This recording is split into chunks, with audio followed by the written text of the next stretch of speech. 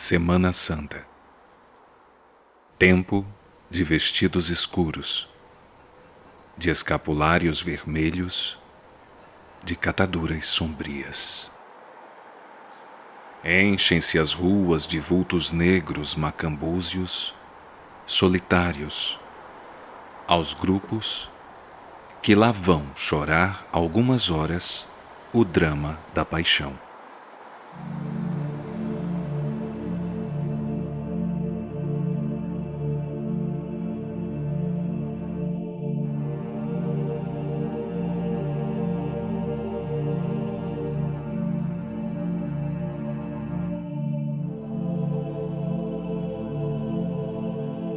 Há em tudo uma expressão de tristeza muito característica.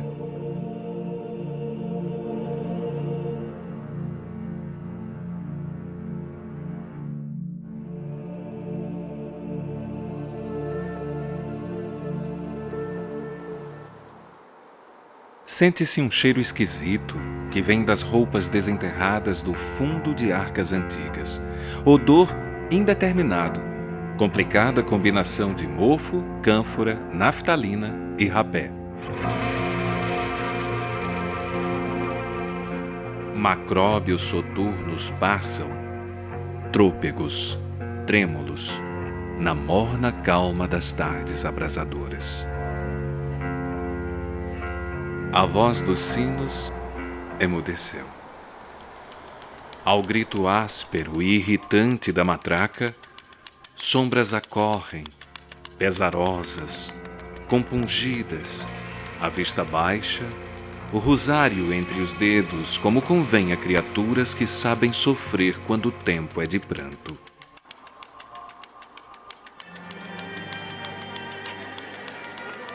Procissões vagarosas desfilam, lúgubres, envoltas na poeira tênue que o sol doira. Dentre o negror pesado dos trajes, avultam as manchas rubras das opas.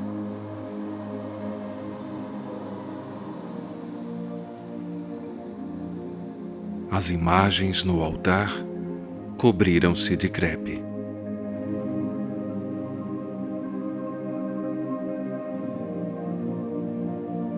As naves dos templos enchem-se, esvaziam-se num vai-vém contínuo.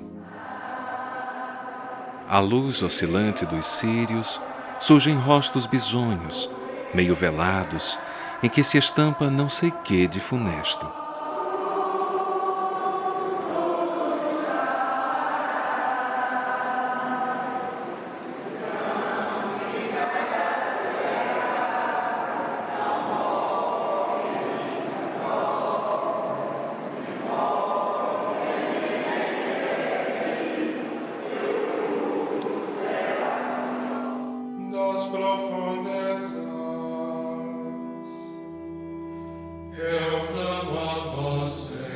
Num doce rumor, ouve-se o ciciar de preces apressadas.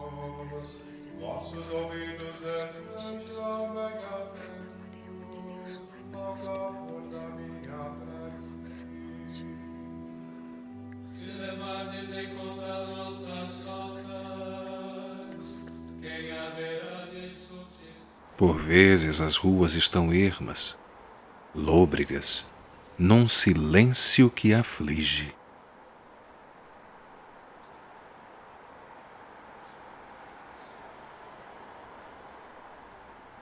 Cerraram-se as portas, dir-se-ia que a vida desertara a cidade.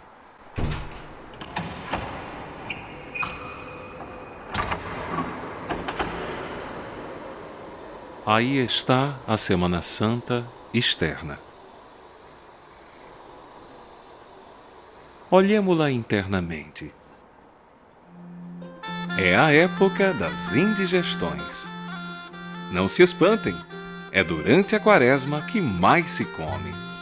E com razão, a Quaresma é tempo de jejum. Sabem os senhores hereges que nunca fizeram penitência a terrível coisa que é o jejum? Não sabem, pois eu digo: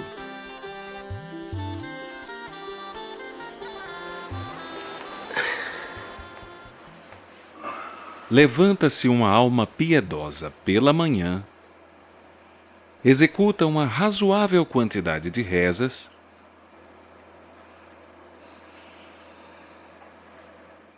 limpa os dentes, se tem este costume, lava os olhos, senta-se à mesa e ingere uma certa porção de café.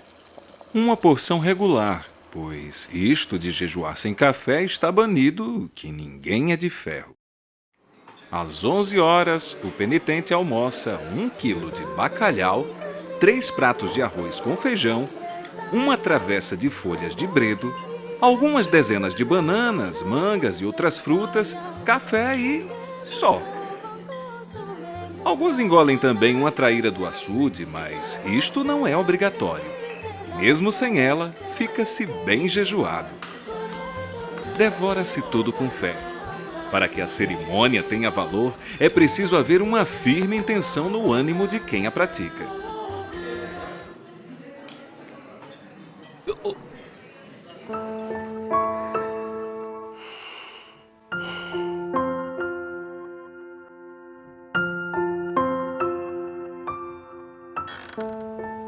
Depois do almoço, que finda às 2 horas da tarde, dorme-se.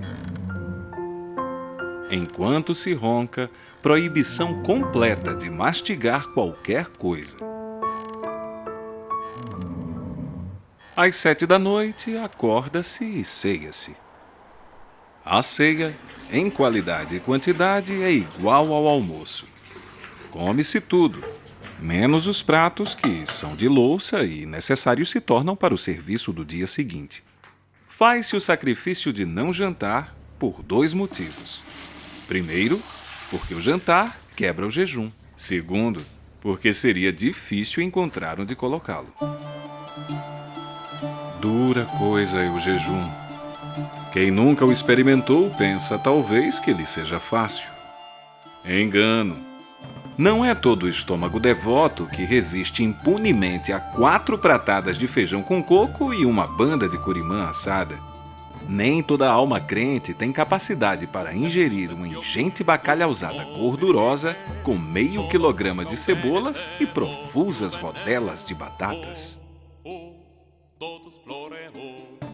Antigamente, nos bons tempos de ascetismo, era possível a um cidadão dispéptico penitenciar-se moderadamente, sem esforço apreciável, com um copo d'água e um pão.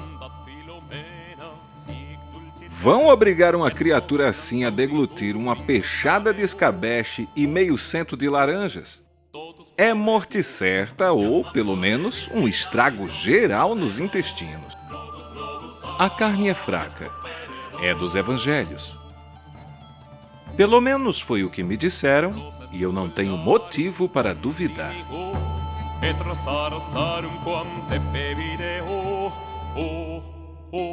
Ora, é inegável que o estômago seja feito de carne. Como exigir, pois, da fraqueza deste pobre órgão, elasticidade bastante para transformar numa jiboia o mísero bípede religioso que nós somos? É muito. Não se morre por passar um dia sem comer. Pode-se muito bem rebentar comendo, rezando e dormindo 12 horas consecutivas. Em 1920, o prefeito da cidade irlandesa de Cork esteve quase 3 meses sem alimentar-se e estirou a canela no dia em que o obrigaram a tomar uma colher de extrato de carne, donde eu concluo que foi o alimento que o matou, e não a abstinência absoluta de comidas em que viveu durante quase um trimestre. Ora, se uma simples colherada de inofensivo líquido que se encerra no bojo exíguo de um frasco pode matar um homem conforme o grau de enfraquecimento em que ele tem o organismo, que pensar da feijoada titânica, da vasta macarronada oleosa, dos monumentos de verdura, das tentadoras pirâmides de frutos que se oferecem à gula quaresmal dos fiéis? Comparem o devoto de hoje, repleto, empanzinado, a arfar, a arrotar, ao crente antigo, que, fugindo às vaidades do mundo, às tentações femíneas, à maldade dos homens, penetrava os desertos asiáticos e lá se deixava ficar anos e anos, bebendo a água dos regatos e roendo raízes. Qual dos dois se sacrifica mais? Evidentemente, o primeiro. O eremita, todo espírito, entregue aos arroubos místicos, esquecia por completo os acepipes com que se delicia o cristão atual, guloso, com os olhos no altar e as mãos na caçarola. O primeiro tinha necessidades muito reduzidas e limitava-se a satisfazê-las. O segundo não tem precisão de empanturrar-se e empanturra-se. Cristo escondeu-se dentro da nossa humanidade, porque não cabe a Deus forçar absolutamente nada. O primeiro vivia um século. O segundo arrisca-se a apanhar um estupor e rebentar antes do tempo. Demais, o anacoreta, dado à vida contemplativa, pouco ou nada trabalhava. Quando chegava a um grau de perfeição que nós, você e eu, provavelmente não atingiremos nunca, a escassa alimentação que tomava vinha-lhe do céu, por intermédio de um mensageiro em forma de pássaro que a trazia no bico. Ao crente moderno não sucede o mesmo. Milagres assim já não se fazem. Tem ele que recorrer ao vendeiro, ao padeiro, ao hortelão e, depois de uma penitência de substância, ao farmacêutico. O místico aperfeiçoava o espírito na solidão e, ainda em vida, participava da graça celeste. O beato contemporâneo faz despesas, estraga a saúde e não aperfeiçoa coisa nenhuma.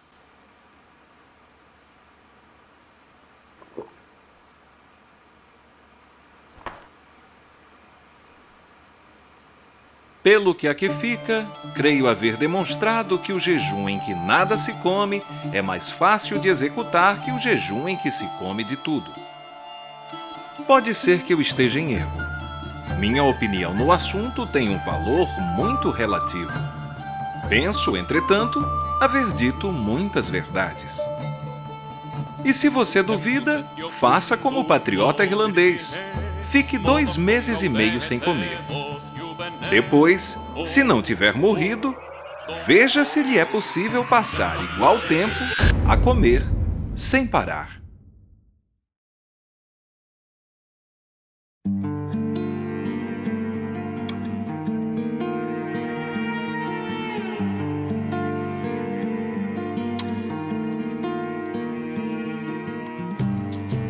Tudo que vai e volta, tudo que volta vai, tudo passa pela porta que destina quem entra e sai.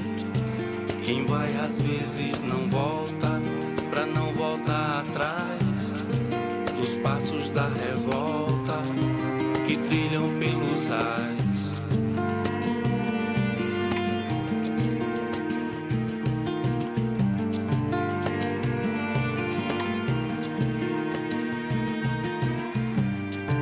A vida dá muitas voltas e não se prende a coisas banais.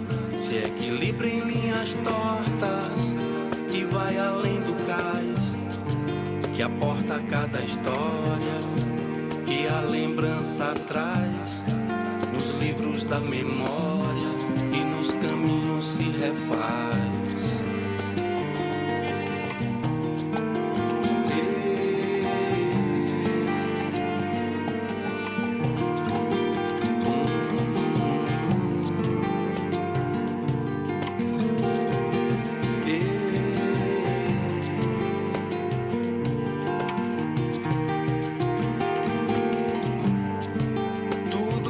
Vai e volta, tudo que volta vai, tudo passa pela porta que destina quem entra e sai.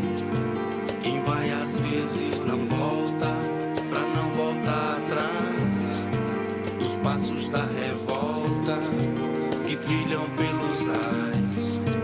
A vida dá muitas voltas e não se prende a coisas banais. Se equilibra em linhas tortas e vai além do cais, que aporta cada história e a lembrança traz nos livros da memória.